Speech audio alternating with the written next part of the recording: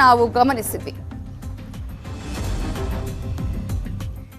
ಯಡಿಯೂರಪ್ಪ ರಾಜೀನಾಮೆ ಕೊಟ್ಟಾಯ್ತು. ರಾಜ್ಯಕ್ಕೆ ಮುಂದಿನ ಮುಖ್ಯಮಂತ್ರಿ ಯಾರು? ಅಚ್ಚರಿಯ ಬೆಳವಣಿಗೆಯಲ್ಲಿ ಇಬ್ಬರಿಗೆ ಸಿಎಂ ಬೆಂಬಲವನ್ನ ನೀಡಿದ್ದಾರೆ ಅಂತ ಹೇಳಲಾಗ್ತಾ ಇದೆ. ಹಾಗಾದ್ರೆ ಅವರು ಯಾರು? ಬಿಎಸ್ ಯಡಿಯೂರಪ್ಪ ಅವರ ಮನಸ್ಸಲ್ಲಿ ಯಾರಿಗೆ ಸ್ಥಾನವನ್ನ ನೀಡಲಾಗಿದೆ? ಯಾರು ಇವರು ಸಿಎಂ ಆಗಬಹುದು ಅಂತ ಅಂದ್ಕೊಂಡಿದ್ದಾರೆ? ಸಾಕಷ್ಟು ಇಂಟ್ರೆಸ್ಟಿಂಗ್ ಆಗಿರುವಂತಹ ವಿಚಾರಗಳನ್ನು ನಾವು ನೋಡ್ತಾ ಇದ್ದೀವಿ. ಪ್ರಹ್ಲಾದ್ ಜೋಶಿ ಮತ್ತು ಆರ್ ಅಶೋಕ್ ಅವರ ಹೆಸರು ಪ್ರಸ್ತಾಪ ಮಾಡಿದ್ದಾರಂತೆ ಬಿಎಸ್ ಯಡಿಯೂರಪ್ಪ ಅವರು. ಹೈಕಮಾಂಡ್ ನಾಯಕರಿಗೆ ಇಬ್ಬರ ಹೆಸರನ್ನ ಪ್ರಸ್ತಾಪ ಮಾಡಿದ್ದಾರೆ ಅಂತ ಹೇಳಲಾಗ್ತಾ ಇದೆ. ಆದ್ರೆ ಮೊನ್ನೆ ಕೂಡ ಮಾತನಾಡುವಾಗ ನಾನು ಯಾರ ಹೆಸರನ್ನು ಶಿಫಾರಸು ಮಾಡಲ್ಲ, ಪ್ರಸ್ತಾಪ ಮಾಡಲ್ಲ ಅಂತ ಹೇಳಿದ್ರು ಯಡಿಯೂರಪ್ಪ ಅವರು. ಸಾಧ್ಯವಾದರೆ ಇಬ್ಬರಲ್ಲಿ ಒಬ್ಬರನ್ನ ಪರಿಗಣಿಸೋದಕ್ಕೆ ಮನವಿಯನ್ನ ಮಾಡ್ಕೊಂಡಿದ್ದಾರಂತೆ. ಲಿಂಗಾಯತ ಕೋಟದಲ್ಲಿ ಹಲವರ ಹೆಸರು ಮುಂಚೂಣಿಯಲ್ಲಿದೆ.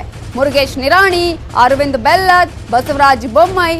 ಹಾಗಾಗಿ ಯಾರಾಗ್ತಾರೆ ಕರ್ನಾಟಕದ ನೂತನ ಮುಖ್ಯಮಂತ್ರಿ ಅನ್ನುವಂತಹ ಪ್ರಶ್ನೆ ಇದೆ.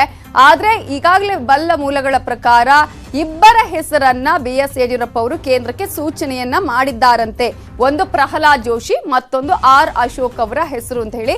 ಆದ್ರೆ ಲಿಂಗಾಯತ ನಾಯಕರನ್ನೇ ಮಾಡಬೇಕು ಅಂತ ಹೇಳಿ ಪ್ರಬಲವಾದ ಒತ್ತಾಯಗಳು ಕೂಡ ಕೇಳಿ ಬರ್ತಾ ಇದೆ. ಸೊ ಹೈಕಮಾಂಡ್ ಈಗ ಯಾವ ನಿಲುವನ್ನ ತಳೆಯುತ್ತೆ, ಯಾವ ಮಾನದಂಡಗಳ ಮೇಲೆ ಸಿಎಂ ಅವರನ್ನ ಆಯ್ಕೆ ಮಾಡುತ್ತೆ ಅನ್ನೋದು ಕೂಡ ಕುತೂಹಲಕ್ಕೆ ಕಾರಣ ಆಗಿದೆ. ಈಗಾಗಲೇ ಚಾಲ್ತಿಯಲ್ಲಿರುವಂತಹ ಓಡಾಡ್ತಾ ಇರುವಂತಹ ಹೆಸರುಗಳಲ್ಲೇ ಒಬ್ಬರ ಆಯ್ಕೆ ಆಗತ್ತಾ ಅಥವಾ ಅಚ್ಚರಿಯ ಹೆಸರು ಕೇಳಿ ಬರುತ್ತಾ ಅನ್ನೋದು ಕೂಡ ಕಾದು ನೋಡಬೇಕು.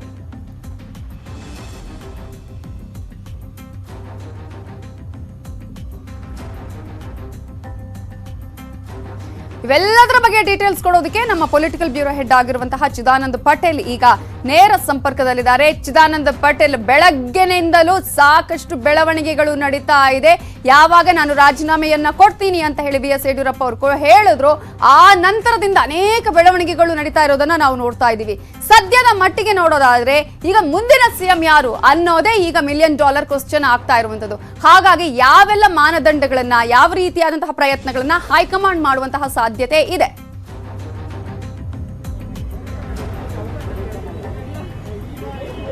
ನವಿತಾ ಜೈನ್, ಸಾರ್ವತ್ರಿಕ ವಿಧಾನಸಭಾ ಚುನಾವಣೆಗೆ ಇನ್ನಿರ್ತಕ್ಕಂಥದ್ದು ಕೇವಲ 19 ತಿಂಗಳು. ಈ 19 ತಿಂಗಳಲ್ಲಿ ಕುಂದು ಹೋಗಿರ್ತಕ್ಕಂಥ ಸರ್ಕಾರದ ವರ್ಚಸ್ಸನ್ನ ಮತ್ತೆ ಮರುಸ್ಥಾಪಿಸಬೇಕು, ಪಕ್ಷ ಸಂಘಟನೆ ಆಗಬೇಕು, ಪಕ್ಷದ ವರ್ಚಸ್ಸು ಕೂಡ ಇಮ್ಮಡಿ ಆಗಬೇಕು. 2023ರ ಚುನಾವಣೆಗೆ ರಾಜ್ಯ ಬಿಜೆಪಿ ಸಜ್ಜಾಗಬೇಕು. ಪ್ರಮುಖವಾಗಿ ಶಾಸಕರಲ್ಲಿರ್ತಕ್ಕಂಥ ಮುನಿಸನ್ನ ಸರಿ ಮಾಡಬೇಕಾಗಿದೆ. ಅದಕ್ಕೂ ಮುಂಚಿತವಾಗಿ ಮುಖ್ಯಮಂತ್ರಿ ಬಿಎಸ್ ಯಡಿಯೂರಪ್ಪರವರು ಈ ಹಿಂದೆ ಏನೆಲ್ಲ ಕೆಲಸಗಳನ್ನ ಮಾಡಿದ್ರೆ ಅದನ್ನು ಮುಂದುವರಿಸಬೇಕಾಗಿದೆ ಮತ್ತು ಹಂಗಾಮಿ ಮುಖ್ಯಮಂತ್ರಿ ಬಿಎಸ್ ಯಡಿಯೂರಪ್ಪನವರ ವಿಶ್ವಾಸವನ್ನು ಗಳಿಸಬೇಕಾಗಿದೆ.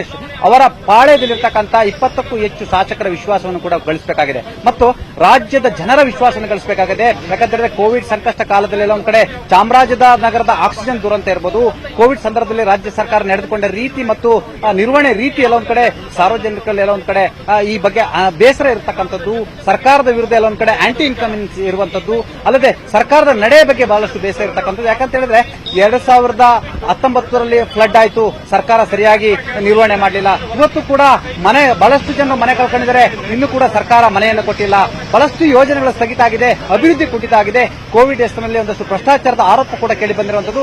ಇಡೀ ದಿನ 2 ವರ್ಷಗಳ ಆಡಳಿತವನ್ನ ಮುಖ್ಯಮಂತ್ರಿಗಳ ಕುಟುಂಬ ನಿರ್ವಹಣೆ ಮಾಡ್ತಿರುವ ಗಂಭೀರ ಆರೋಪ ಇರುವಂತದ್ದು. ಕೆಲವೊಂದು ಕಡೆ ಜನರಿಗೆ ಬಿಜೆಪಿ ಅಧಿಕಾರಕ್ಕೆ ಬಂದ್ರೆ ಇವರಿಗೆ ಆಡಳಿತ ನಡೆಸಲಿಕ್ಕೆ ಬರಲ್ಲ ಎಂಬ ಒಂದು ತಪ್ಪಭಿಪ್ರಾಯ ಕೂಡ ಮೂಡಿರುವಂತದ್ದು. ಹಾಗಾಗಿ ಇವೆಲ್ಲವನ್ನು ಸರಿ ಮಾಡಬೇಕಂತ ಅತಿ ದೊಡ್ಡ ಸವಾಲು ಇರ್ತಕ್ಕಂಥದ್ದು. ಮೊದಲದಾಗಿ ಬಿಎಸ್ ಯಡಿಯೂರಪ್ಪನವರನ್ನ ವಿಶ್ವಾಸಕ್ಕೆ ತೆಗೆದುಕೊಳ್ಬೇಕು, ಅವರ ಜೊತೆ ಇರತಕ್ಕಂಥ ಶಾಸಕರನ್ನ ವಿಶ್ವಾಸಕ್ಕೆ ತೆಗೆದುಕೊಳ್ಬೇಕು, ನಂತರ ಬಿಜೆಪಿ ಎಲ್ಲ ಶಾಸಕರನ್ನು ವಿಶ್ವಾಸಕ್ಕೆ ತೆಗೆದುಕೊಳ್ಬೇಕು ಮತ್ತು ರಾಜ್ಯದ ಅಭಿವೃದ್ಧಿಯತ್ತ ಗಮನ ಕೊಡಬೇಕು. ಪಕ್ಷ ಮತ್ತು ಸರ್ಕಾರ ಒಂದು ನಾಣ್ಯದ ಮುಖವಾಗಿ ಕೆಲಸ ಮಾಡಬೇಕು. ಹಾಗೆ ಸಂಪರ್ಕದಲ್ಲಿ ಚಿದಾನಂದ ಪಟೇಲ್ ನಮ್ಮ ಜೊತೆ ಈಗ ಬಿಎಸ್ ಯಡಿಯೂರಪ್ಪ ಅವರ ಪುತ್ರಿಯಾಗಿರುವಂತಹ ಅರುಣಾದೇವಿ ಅವರು ಈಗ ಫೋನ್ ಸಂಪರ್ಕದಲ್ಲಿದ್ದಾರೆ. ನಮಸ್ತೆ. ನಮಸ್ಕಾರ ಹೇಳಿ. ಹಲವು ದಿನಗಳಿಂದಲೂ ಕೂಡ ಈ ಒಂದು ವಿಚಾರ ಕೇಳಿ ಬರ್ತಾ ಇತ್ತು, ಆದ್ರೆ ಎಲ್ಲೂ ಕೂಡ ಸ್ಪಷ್ಟನೆ ಕೊಟ್ಟಿರಲಿಲ್ಲ. ಆದ್ರೆ ಬಿಎಸ್ ಯಡಿಯೂರಪ್ಪ ಅವರು ನೇರವಾಗಿ ಇವತ್ತು ಈ ಒಂದು ಸ್ಪಷ್ಟನೆ ಕೊಟ್ಟಿದ್ದಾರೆ. ನಿಮ್ಗೆ ಅದು ನಿರೀಕ್ಷಿತ ಆಗಿತ್ತಾ, ಹೇಗೆ? ಇಲ್ಲ, ನಮಗೆ ತುಂಬಾ ನಿರೀಕ್ಷಿತನೇ ಇದು. ನೀವು ಹೇಗೆ ಮೀಡಿಯಾದಲ್ಲಿ ನೋಡಿದ್ರೆ ನೋಡಿದಾಗ್ಲೇ ನಮ್ಗೆ, ಯಾಕೆಂದ್ರೆ